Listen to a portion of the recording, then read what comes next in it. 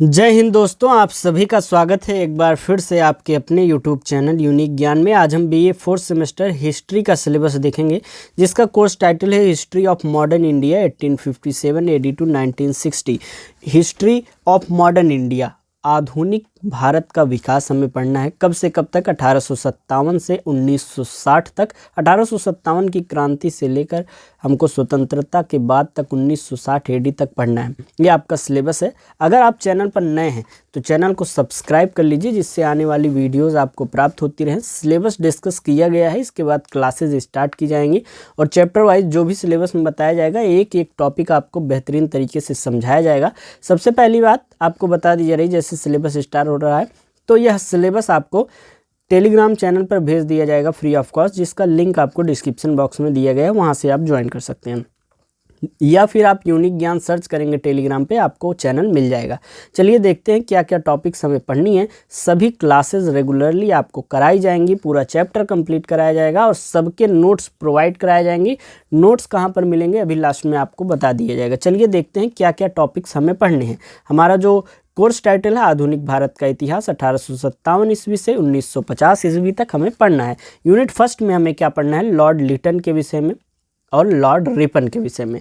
Lord Liton क्या थे, उनकी क्या नीतियां उन्होंने अपनाई, क्या भारत के साथ थे वो या भारत के खिलाफ वह थे, या लॉर्ड रिपन कैसा था, उसकी नीतियां कैसी थी, ये सभी चीज़ें यूनिट फर्स्ट में पढ़नी है।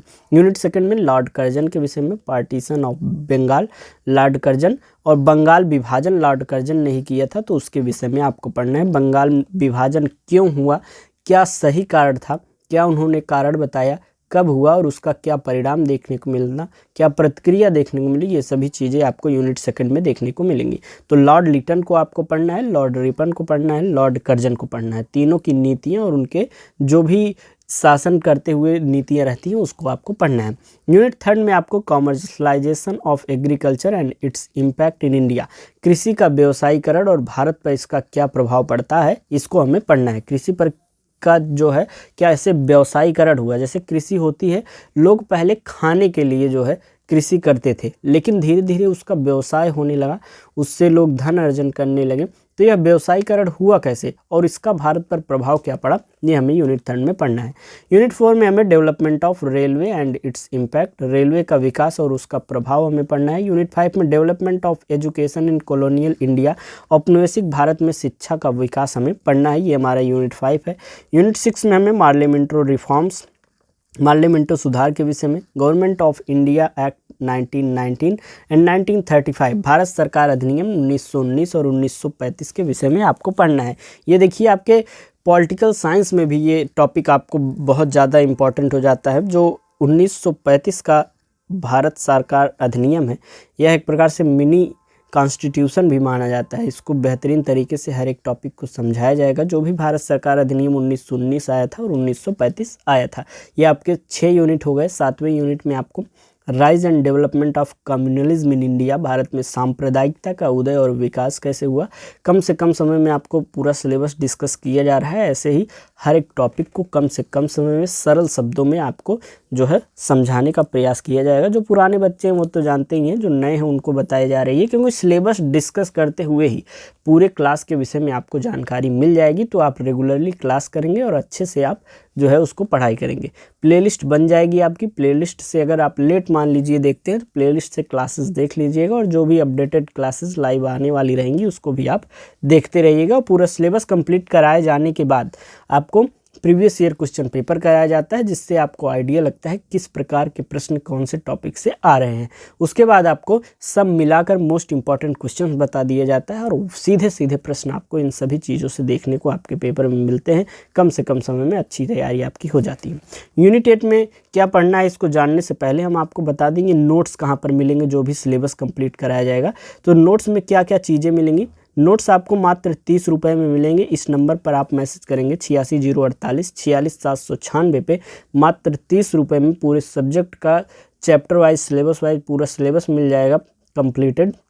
और क्या चीज़ें मिलेंगी उसमें? Previous year question paper, solve and explain, pattern analysis कैसा पेपर होता है आपकी यूनिवर्सिटी में, ये भी आपको बताया जाएगा। और सब्जेक्ट वाइज आपको सीरीज की भी PDF दे दी जाएगी। जैसे कुछ बच्चे सीरीज नहीं खरीदना चाहते तो मात्र 30 रुपये में सबसे पहले शॉर्ट नोट्स आपको जो पढ़ाए जाएंगे उसके मिल जाएंगे। Previous year question paper with solution 2, 3, 4 paper आपको करा दिए जाएंगे, सब भेज दिए जाएंगे।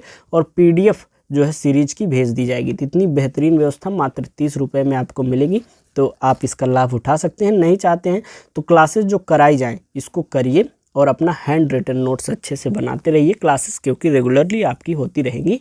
लास्ट यूनिट आपका है mergers of princely states after independence, स्वतंत्रता के बाद रियासतों का विलय and role of Sardar Vallabh भाई। सरदार वल्लभ भाई पटेल की क्या भूमिका रही, जो एक प्रकार से स्वतंत्रता के बाद जो विभिन्न रियासतें थी वह विलय के लिए तैयार नहीं थी, उन सभी रियासतों को, जैसे कि 2-3 ऐसे थे जो मिलना ही नहीं चाहते थे, जूनागढ़, हैदराबाद, या फिर आप राजा हरि सिंह को जान लीजिए जो डोगरा के शासक थे जम्मू कश्मीर में, जिनकी वजह से अभी तक जो है POK बना हुआ है।